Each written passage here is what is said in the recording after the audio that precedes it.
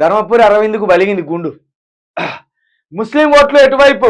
3 నెలల్లో నమ్మకం కోల్పోయిన కాంగ్రెస్, బీజేపీ బీఆర్ఎస్ ఒక్కటేనంటూ నాటి ఎన్నికల్లో ప్రచారం.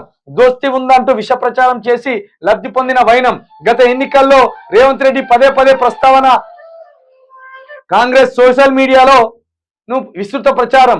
ముస్లింలలోనూ అనుమానం రేకెత్తించిన అస్తం పార్టీ నేడు ముస్లింలలో తొలగుతున్న అనుమానపు మేఘాలు.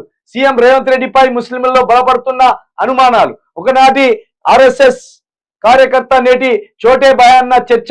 ఎవరు? రేవంత్ రెడ్డి ఆర్ఎస్ఎస్ లో పనిచేసిండు.